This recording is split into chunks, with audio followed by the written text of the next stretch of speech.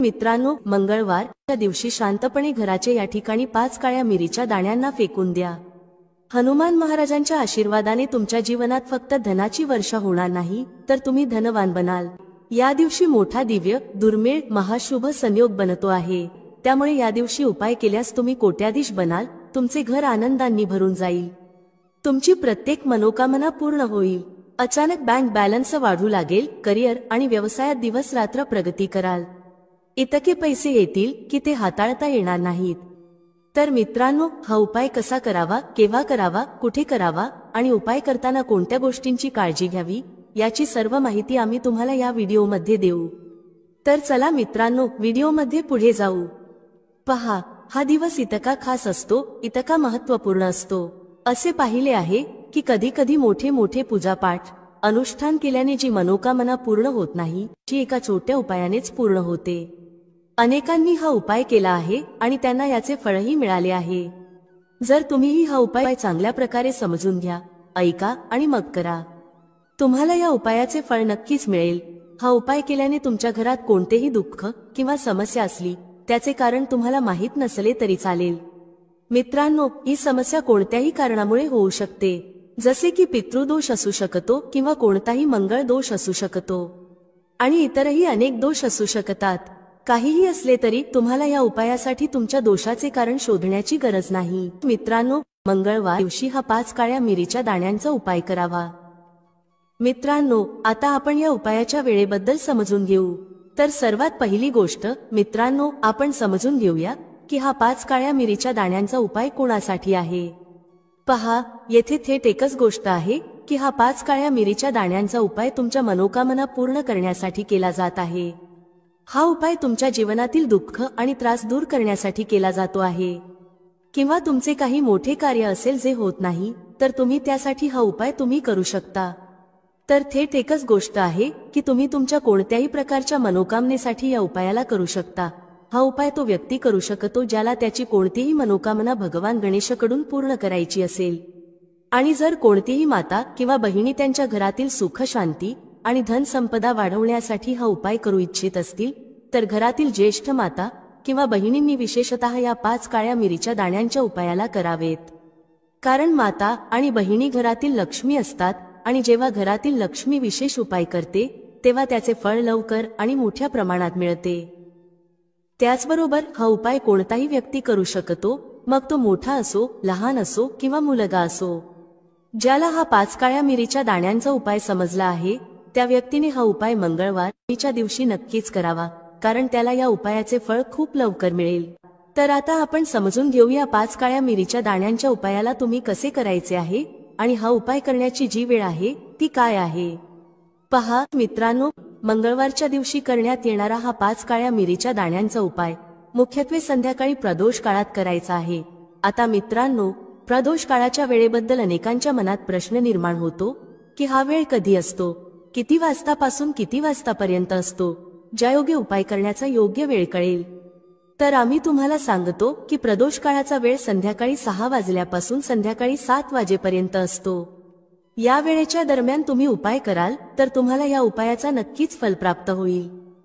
तर संध्याकाळी 6 वाजल्यापासून संध्याकाळी 7 वाजेच्या दरम्यान तुम्ही हा 5 काळ्या मिरीच्या दाण्यांचा उपाय करू शकता। आता इथे बरेच लोक नक्कीच हा प्रश्न विचारतील की आम्ही नोकरीला जातो, आम्ही ड्युटीवर जातो आणि परत यायला उशीर होतो, तर अशा परिस्थितीत आम्ही काय करावे। तर पहा, त्या लोकांनीही टेन्शन घेण्याची गरज नाही। जर तुम्ही हा उपाय संध्याकाळच्या वेळी प्रदोष काळात करत असाल आणि परत यायला उशीर होत असेल, जसे की तुम्ही 7 वाजेपर्यंत पोहोचत नाही, तर मित्रांनो, तुम्ही 7 किंवा रात्री 8 वाजेपर्यंतही हा उपाय केलात तरी चालेल। आणि जर त्याहीपेक्षा थोडा उशीर झाला तरी तुम्ही हा उपाय करू शकता। कारण मित्रांनो, मंगळवारचा दिवस आहे, हा दिवस खूपच कमी येतो। म्हणूनच जेव्हा कधी संधी मिळेल हा उपाय नक्कीच करून घ्या। कोणताही उपाय असो, तुम्ही कधीही करू शकता, फक्त प्रयत्न करा की वेळेच्या आतच करा। परंतु जर कोणत्या कारणामुळे वेळेवर न करू शकला तरी थोडा उशीर करूनही तुम्हाला उपायाचे फळ मिळेल। कारण मित्रांनो, तुम्हाला फक्त आणि फक्त हा 5 काळ्या मिरीच्या दाण्यांचा उपाय करायचा आहे। यामुळे तुमच्या जीवनात जर धन वैभवाची समस्या चालू असेल, जर तुम्ही पैशासाठी खूप जास्त चिंताग्रस्त असाल, आर्थिक तंगी चालू असेल अनेक वेळा प्रयत्न आणि मेहनत करूनही यश मिळत नसेल तर हा उपाय नक्कीच करा। जर तुम्ही व्यापारात अपयशी ठरत असाल, नोकरी मिळवण्याच्या प्रयत्नात अपयशी ठरत असाल किंवा कोणत्याही कार्यात जर अपयशी ठरत असाल किंवा धनाची हानी होत असेल तर हा छोटासा उपाय नक्की करावा। तर चला या विशेष उपायाबद्दल जाणून घेऊया। पण त्याआधी एक विनंती, जर तुम्ही चॅनेलवर नवीन असाल तर कृपया चॅनेल नक्कीच सबस्क्राईब करा। आजचा हा व्हिडिओ खूपच खास असणार आहे, कारण मंगळवारी करण्यास सांगितलेले 3 विशेष उपाय आज तुम्हाला या व्हिडिओमध्ये सांगितले जातील। हा उपाय तुम्ही तुमच्या समस्येनुसार करू शकता। या उपायांमध्ये धन प्राप्तीचे उपाय, मनोकामना पूर्तीचे उपाय आणि जीवनातील सर्व प्रकारच्या समस्यांना दूर करण्याचे उपाय सांगितले जातील। चला जाणून घेऊया सर्वात पहिला उपाय। या उपायासाठी तुम्हाला सर्वात आधी 5 काळ्या मिरीच्या दाण्यांची गरज लागेल। आता 5 काळ्या मिरीचे दाणे मंगळवारी रात्री झोपण्याआधी शांतपणे या ठिकाणी फेकून द्या। हे 5 काळ्या मिरीचे दाणे तुम्हाला जीवनातील प्रत्येक कष्टातून मुक्त करतील। भगवान शनी देवजींच्या आशीर्वादाने संपूर्ण जीवनात धनाची वर्षा होत राहील आणि मित्रांनो, मोठ्या मोठ्या शत्रूंपासूनही तुम्हाला सुटका मिळेल।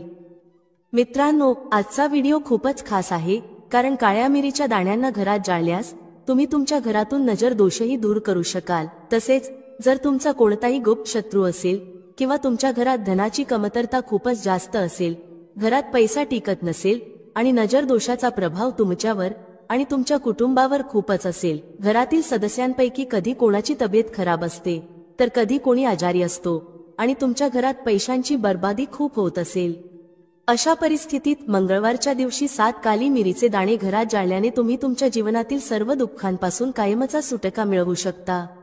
तसेच तुमचा मोठ्यात मोठा शत्रूही गुडघे टेकून बसेल जर तुम्ही हा उपाय मंगळवारी केला। आता पहा, जर तुमचे जीवन नेहमीच समस्यांनी भरलेले असेल तर तुम्हाला काळी मिरीचे उपाय नक्की करायला हवेत, कारण काळी मिरीचे उपाय त्वरित परिणाम दाखवतात। दुसरी गोष्ट म्हणजे हे उपाय तुम्हाला गुप्त शत्रूंपासूनही सुटका देतात आणि तुम्हाला कधीही नजर दोषामुळे त्रास होत नाही।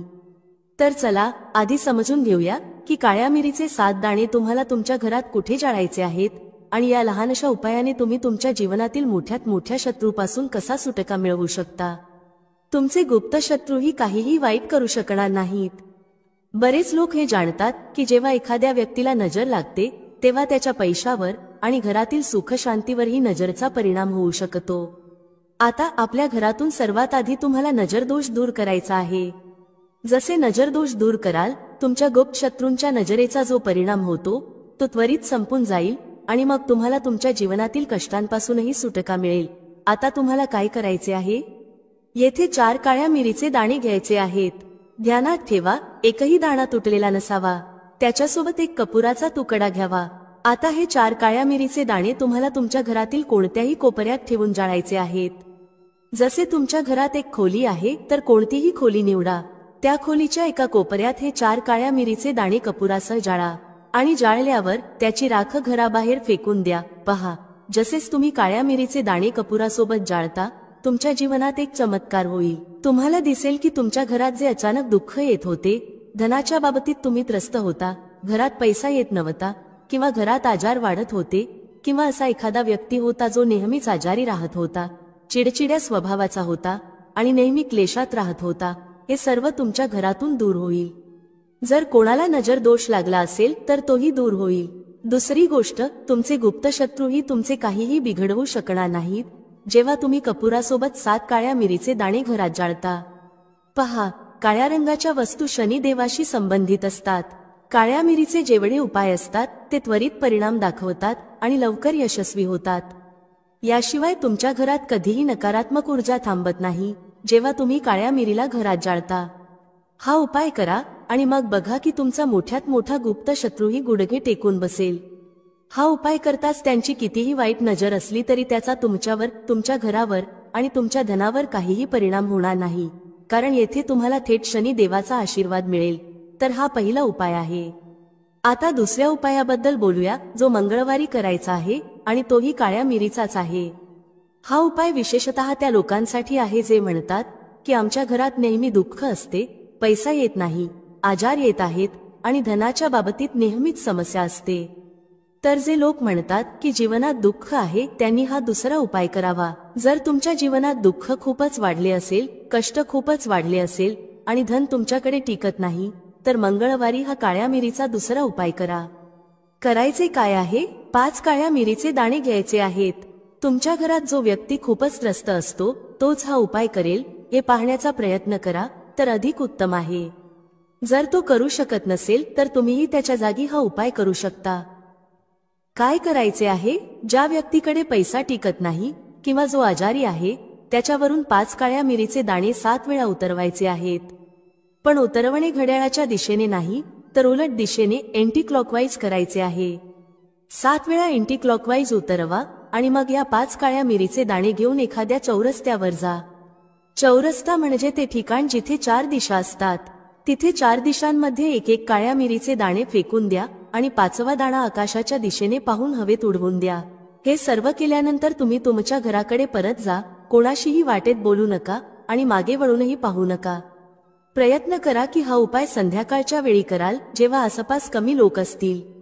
दुसरी गोष्ट, या उपायाबद्दल कोणालाही सांगू नका, कारण असे उपाय गुप्त ठेवले जावे लागतात, तेव्हाच हे आपला परिणाम दाखवतात। तुमच्या घरातील एखाद्या दोघांना माहीत आहे तर ठीक आहे, पण बाहेरच्या कोणालाही काहीही सांगू नका। आता चला आपल्या तिसऱ्या उपायाबद्दल बोलूया। हा तिसरा उपायही मंगळवारचा आहे आणि शनिदेवाशी संबंधित आहे। शनिदेव न्यायाचे देवता आहेत आणि कर्मफलदाता आहेत। व्यक्तीला त्याच्या कर्मांच्या आधारावर फल देण्याचे कार्य शनिदेवाचे आहे।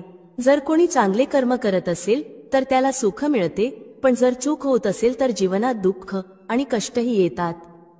जेव्हा शनीची 7.5 शनी धया किंवा कोणतीही महादशा एखाद्याच्या कुंडलीत असते, तेव्हा अनेकदा धनाची कमतरता, घरात भांडण तंटे आणि सुख शांतीची कमतरता जाणवते। जर तुमच्या घरात अचानक धनाची कमतरता येत असेल, भांडणं होत असतील आणि तुम्ही पैशासाठी त्रस्त आहात, शनिदेवाचा त्रास तुम्हाला त्रास होत असेल, त्यामुळे आता तुम्हाला शनिदेवाला प्रसन्न करायचे आहे। कसे करणार? एक काळ्या रंगाचा कपडा घ्या, त्यात 11 काळ्या मिरीचे दाणे ठेवा आणि 1 रुपया ठेवा। याची एक छोटीशी पोटली बनवा आणि शनिदेवाच्या मंदिरात जा।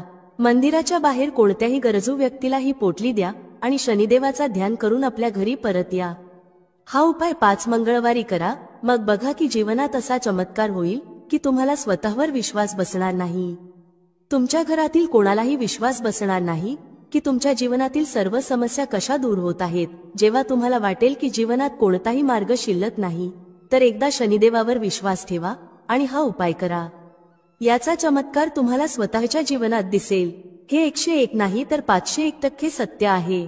फक्त संपूर्ण श्रद्धेने उपाय करा आणि ज्याने या वर्षात शनिदेवाला प्रसन्न केले त्याचे भाग्य असे चमकेल की 7 पिढ्या सुख भोगतील। आता दीपक लावण्याचे नियम समजून घेऊया। जर आपण संध्याकाळी दीपक लावतो तर स्नान करणे आवश्यक आहे का? म्हणजे संध्याकाळची पूजा स्नान न करता केली जाऊ शकते का? आणि संध्याकाळी घरात किती दीपक लावायला हवेत? दीपक लावण्याचे मंत्र काय आहे? घरातील समस्यांना दूर करण्यासाठी आणि कोणत्याही विशेष मनोकामना पूर्ण करण्यासाठी दीपक कसा प्रज्वलित करावा, तर आता ही माहिती पूर्णपणे संध्याबंधनावर आधारित आहे। संध्याकाळच्या वेळी जो संध्याबंधन करतात, पूजा अर्चना करतात, दीप प्रज्वलित करतात, तो कसा करायचा आहे, कोणत्या नियमांचे पालन करायचे आहे, यावर आधारित आहे।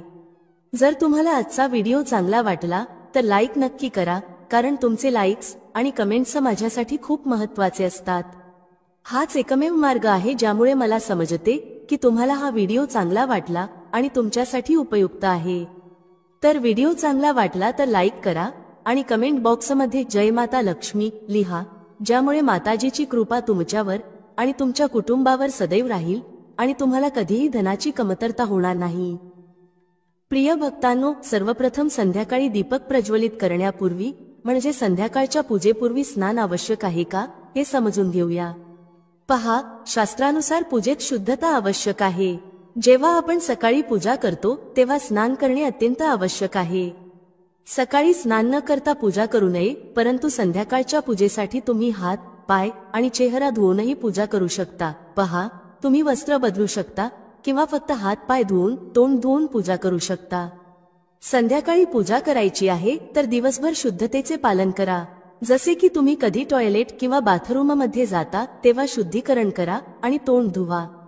जर तुम्ही दिवसभर शुद्धतेचे पालन करत असाल तर संध्याकाळच्या वेळी स्नान न करता फक्त हात-पाय धुवून पूजा करू शकता। पुढचा प्रश्न आहे की संध्याकाळच्या पूजेत दिवा कधी लावायचा? पहा, संध्याकाळचा जो पूजा काळ आहे तो गोधूली वेळ असतो, प्रदोष काळ असतो। म्हणजेच सूर्यास्त होत असताना आपल्याला घरात दीपक प्रज्वलित करायला हवा। आता तुम्ही विचारता की संध्याकाळी दिवा किती वाजता लावावा? पहा, सूर्यास्ताची वेळ प्रत्येक ऋतूमध्ये वेगवेगळी असते। जसे की हिवाळ्यात 4:30 वाजता सूर्यास्त होतो, तर कधी 5:30 वाजेपर्यंतही होऊ शकतो। उन्हाळ्यात सूर्यास्त 6:30 ते 7 वाजेपर्यंत असतो, तर कधी कधी 7:30 वाजताही सूर्यास्त होतो। म्हणून एकच वेळ सांगणे की याच वेळी दिवा प्रज्वलित करा हे कठीण आहे आणि योग्यही नाही। दरवेळी एकाच वेळी दीपक प्रज्वलित करता येणार नाही, म्हणून संध्याकाळचा काळ लक्षात ठेवा। संध्याकाळचा काळ म्हणजे सूर्य अस्त होताना, तेव्हा तुमच्या घरात दिवा प्रज्वलित करा। आता बोलूया किती दिवे तुमच्या घरात प्रज्वलित करायला हवेत। शास्त्रानुसार संध्याकाळी दररोज तुमच्या घराच्या मुख्य दारावर एक दिवा नक्कीच लावा। याचे महत्त्व काय आहे? पहा, शास्त्रानुसार संध्याकाळी लक्ष्मी माता आणि त्यांची बहीण दरिद्रता भ्रमण करतात। ज्या घराच्या मुख्य दारावर दिवा प्रज्वलित केले जाते त्या घरात माता लक्ष्मी प्रवेश करतात, आणि ज्या घराच्या मुख्य दारावर दिवा लावला जात नाही त्या घरात दरिद्रता प्रवेश करते। म्हणून माता लक्ष्मी तुमच्या घरात प्रवेश कराव्या यासाठी मुख्य दारावर एक दीपक नक्कीच प्रज्वलित करा। मुख्य दारावर संध्याकाळी प्रज्वलित केलेला दिवा अनेक लाभ देतो। शास्त्रानुसार संध्याकाळी ज्या घराच्या मुख्य दारावर दिवा प्रज्वलित केले जाते त्या घरात कोणतीही नकारात्मक ऊर्जा प्रवेश करत नाही। जर तुमच्या घरात काही वास्तुदोष असेल तर मुख्य दारावर दिवा प्रज्वलित केल्याने सर्व प्रकारच्या वास्तुदोषांपासून मुक्ती मिळते। आणि जर तुमच्या घरात पितृदोष आहे, ज्यामुळे समस्यांचे आगमन होत असेल, तर मुख्य दारावर दिवा प्रज्वलित केल्याने घराचा पितृदोषही संपतो। याशिवाय जर घरात कोणतीही अशांती असेल, आजारपण असेल किंवा आर्थिक तंगी असेल, तर मुख्य दारावर दिवा प्रज्वलित केल्याने सर्व प्रकारच्या समस्यांपासून मुक्ती मिळते। त्यामुळे घराच्या मुख्य दारावर दिवा प्रज्वलित करणे अत्यंत आवश्यक आहे। शास्त्रानुसार घराच्या मुख्य दारावर एक दिवा असायला हवा। आणि दुसऱ्या दिव्याबद्दल बोलायचे झाले तर दुसरा दिवा तुम्हाला तुमच्या घरातील तुळशीजवळ प्रज्वलित करायला हवा। शास्त्रानुसार जर संध्याकाळच्या वेळी संध्याकाळात तुळशीच्या मुळांजवळ अंधार राहत असेल तर अशा परिस्थितीत दरिद्रतेचे स्थायी वास तयार होतो। ज्या घरांमध्ये संध्याकाळी तुळशीजवळ दीप प्रज्वलित केला जातो त्या घरात लक्ष्मीचा वास असतो। श्री हरी विष्णूंसह महालक्ष्मी अशा घरात वास करतात। म्हणून संध्याकाळच्या वेळी तुळशीजवळ एक दिवा नक्की प्रज्वलित करा। आता बोलूया पुढच्या दिव्याबद्दल। संध्याकाळी आपल्या घराच्या ईशान कोपऱ्यात, म्हणजेच जिथे तुम्ही तुमच्या घराचे मंदिर बांधले आहे त्याच ठिकाणी घराच्या मंदिरात एक दिवा नक्की प्रज्वलित करा। 2-3 दिवे तुम्ही दररोज प्रज्वलित करायला हवेत। जर तुम्ही हे 3 दिवे दररोज प्रज्वलित करता तर विश्वास ठेवा की तुमच्या घरातील बऱ्याच समस्या आपोआपच संपून जातील। आता पुढील प्रश्नाबद्दल बोलूया, जो तुम्हाला नेहमीच पडतो की दिवा कोणत्या तेलाने प्रज्वलित करावा? मोहरी तेल घालू शकतो का? किंवा तिळाच्या तेलाचा वापर करावा का? किंवा शुद्ध तुपाचा वापर करावा? कोणत्या तेलाने दिवा प्रज्वलित करावा? पहा, शास्त्रानुसार मोहरीच्या तेलाचा दिवा सर्वत्र प्रज्वलित करू नये। मोहरीचे तेल हे कडवट तेल मानले जाते आणि शनिदेवासाठी हे प्रज्वलित करतात। शनिदेवासाठी जर तुम्ही दीपदान करता शनिवारी तर मोहरीच्या तेलाचा दिवा प्रज्वलित करायला हवा। तुम्ही पिंपळाच्या झाडाजवळही मोहरीच्या तेलाचा दिवा प्रज्वलित करू शकता किंवा भैरव देवासाठीही तेलाचा दिवा लावला जातो। शास्त्रानुसार घरात जो दिवा प्रज्वलित केला जातो किंवा कोणत्याही देवतेसाठी जो दिवा लावला जातो त्यात गायीचे तूपच टाकून प्रज्वलित करावे। जर शुद्ध गायीचे तूप मिळत नसेल तर जे तूप उपलब्ध आहे त्याचा उपयोग करू शकता किंवा तिळाच्या तेलाचा दिवा प्रज्वलित करू शकता। दररोज जो दिवा प्रज्वलित करता, मुख्य दाराजवळ असो, तुळशीजवळ असो किंवा ईशान कोपऱ्यात असो, सर्व दिवा तिळाच्या तेलाने किंवा शुद्ध तुपानेच प्रज्वलित करावेत। आणि हो, दिवा ठेवताना एक गोष्ट लक्षात ठेवा, कधीही दिवा थेट जमिनीवर ठेवू नका। दिव्याच्या खाली दररोज थोडेसे तांदूळ किंवा फूल ठेवू शकता। जर तुम्ही दिव्याच्या खाली तांदूळ ठेवत असाल तर ते अखंड असायला पाहिजेत। असे मानले जाते की जर तुटलेल्या तांदळाचा वापर पूजेत केला तर घरात दरिद्रता येते। मित्रांनो, लिंबू आणि मिरची टांगण्याची परंपरा ही आत्ताच नव्हे तर प्राचीन काळापासून चालत आलेली आहे। लिंबू मिरची आपण आपल्या दुकानाच्या समोर का टांगतो किंवा लोक आपल्या घराच्या समोर का टांगतात? याबाबत बहुतेक लोकांना माहिती नसते। अनेक लोक असे विचार करतात की घराबाहेर लिंबू मिरची टांगल्याने दृष्ट लागणार नाही. हे काही प्रमाणात खरे असले तरी पूर्ण सत्य नाही. लिंबू मिरची कधी टांगावी, कारण यालाही एक विशिष्ट वेळ, दिवस आणि प्रक्रिया आहे. हे समजून घेतले तर तुमच्या घरातून दारिद्र्य कायमचे दूर होईल. मित्रांनो, लक्ष्मी आणि कुलक्ष्मी. होय, लक्ष्मी देवी आणि कुलक्ष्मी याबद्दल बोलते कारण कुलक्ष्मी या देवी लक्ष्मीच्याच मोठ्या बहीण आहेत. तर लक्ष्मी आणि कुलक्ष्मी या दोघी एकत्र येतात. त्या दोघी एकाच वेळी प्रत्येक माणसाच्या दारावर शयनकाळात येतात. त्यांचं येण्याचं कोणतंही ठरलेलं वेळापत्रक नसतं. ज्या घराच्या दारावर लिंबू आणि मिरची टांगलेले असते त्या घरात कुलक्ष्मी प्रवेश करतात. होय, त्या लिंबू आणि मिरची खातात, कारण लिंबू आणि मिरची त्यांचे प्रिय अन्न आहे. मिरची खाल्ल्यानंतर त्या घराच्या दारातून परत जातात, कारण लिंबू मिरची कुलक्ष्मीचं आवडतं अन्न आहे. आणि त्यामुळेच त्यांना थांबवण्याचं हे एक जबरदस्त शक्तिशाली उपाय आहे. ज्या घरात गोड पदार्थ तयार होतो त्या घरात माता लक्ष्मी प्रवेश करतात. प्रत्येक गोष्टीला मर्यादा असते. जसे की लक्ष्मण रेषा, सीतेने ती रेषा ओलांडली म्हणजेच मर्यादा ओलांडली. तर या जगातील प्रत्येक गोष्ट एका मर्यादेत बांधली आहे. तर मित्रांनो, ज्या घरात लिंबू मिरची नसते तिथे कुलक्ष्मी प्रवेश करतात. त्यामुळे आजही असं म्हणतात की घरात एकत्र लिंबू आणि मिरची ठेवू नये. जर तुम्ही फ्रीजमध्ये एकाच टोपलीत लिंबू आणि मिरची ठेवल्या तर तुमच्या घरी दारिद्र्य येतं. दारिद्र्यासोबत दुःख आणि वेदना देखील येतात. दारिद्र्याची अपत्य कोण आहेत? दुःख आणि वेदना. म्हणून आजच्या व्हिडिओमध्ये मी तुम्हाला सविस्तर सांगणार आहे की घराबाहेर लिंबू मिरची का टांगावी आणि त्याचे फायदे काय आहेत. अजूनपर्यंत कमेंट बॉक्समध्ये जय माता लक्ष्मी लिहिलं नसेल तर नक्की लिहा आणि व्हिडिओला लाईक करा. चला आता विस्ताराने जाणून घेऊया की घराबाहेर लिंबू मिरची का टांगावी आणि त्यास अभिमंत्रित कसं करावं जेणेकरून तुम्हाला याचा पूर्ण लाभ मिळेल. हे देखील जाणून घेणं महत्त्वाचं आहे. तर मित्रांनो, पहिले म्हणजे जर तुम्ही घराच्या बाहेर लिंबू मिरची टांगता तर ते दारिद्र्य म्हणजेच दरिद्रतेपासून वाचवते. ही गोष्ट तुम्हाला दुःख, रोग, व्याधी आणि यातना यांसारख्या त्रासांपासून वाचवते, कारण लिंबू मिरचीमध्ये इतकी ताकद असते की ती साधारण नाही. अनेक प्रकारच्या नकारात्मक शक्तींना तुमच्या घरात प्रवेश करण्यापासून रोखते. यानंतर याचा दुसरा आश्चर्यकारक फायदा असा आहे की हे नजरेचा दोष आणि काळ्या जादूसारख्या नकारात्मक शक्तींना घरात प्रवेश करण्यापासून अडवते. लिंबू मिरची या शक्तींना स्वतःकडे ओढून घेते आणि त्यांचा नाश करते. ही एक साधी कृती असून कमी वेळात प्रभाव देते. त्यामुळे लिंबू मिरची नजरेचा दोष आणि काळ्या जादूला ओढून घेते आणि स्वतःचा नाश करून तुमच्या घराचे रक्षण करते. ज्या लोकांचा वाहन चालवण्याचा व्यवसाय आहे त्यांनी आपल्या वाहनात लिंबू मिरची नक्कीच बांधायला हवी. आजकाल प्लास्टिकच्या पिशवीत बांधलेली लिंबू मिरची दिसते, ज्यावर बुरी नजर वाले तेरा मोहकाला असं लिहिलेलं असतं. पण प्लास्टिकचा काहीही उपयोग होत नाही.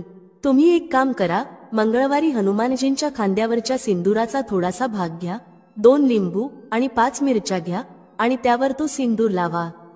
त्यानंतर हे लिंबू मिरची तुमच्या वाहनात टांगून ठेवा. यामुळे तुमचं वाहन आजीवन सुरक्षित राहील आणि नकारात्मक शक्तीपासून वाचेल. या उपायाचा चौथा जबरदस्त फायदा असा आहे की ज्यांना नजर दोष किंवा तांत्रिक बाधा असते त्यांच्या बाबतीत लिंबू मिरची खूप उपयोगी ठरते. ज्या घरात लहान मुले वारंवार रडतात किंवा त्रस्त होतात अशा घरात लिंबू मिरची टांगल्याने नकारात्मक शक्तींना प्रवेश करता येत नाही. अशा स्थितीत तुम्हाला भोंदूबाबांच्या फंदात पडण्याची गरज उरत नाही. घराबाहेर लिंबू मिरची लटकवल्याने हे तांत्रिक दोष आणि नजर दोष नष्ट होतात. पाचवा फायदा असा आहे की लिंबू मिरची घराबाहेर ठेवल्याने लोक जुते चप्पल घालून घरात येण्यास टाळाटाळ करतात. जुते चप्पलातून येणारी नकारात्मक ऊर्जा लिंबू मिरचीच्या प्रभावाने घरात प्रवेश करत नाही. जसे की तुम्ही पाहिले असेल की संत किंवा ज्योतिषांच्या ठिकाणी जाऊन तुम्हाला जुते दान करण्याचा सल्ला दिला जातो, कारण जुते चप्पलांमध्ये व्यक्तीचे कर्म आणि कुकर्म जमा असतात.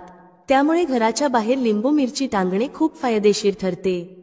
या उपायाचा सहावा फायदा असा आहे की लिंबू मिरची घराबाहेर टांगल्याने पितृदोष, वास्तुदोष आणि घरगुती कलह दूर होतात.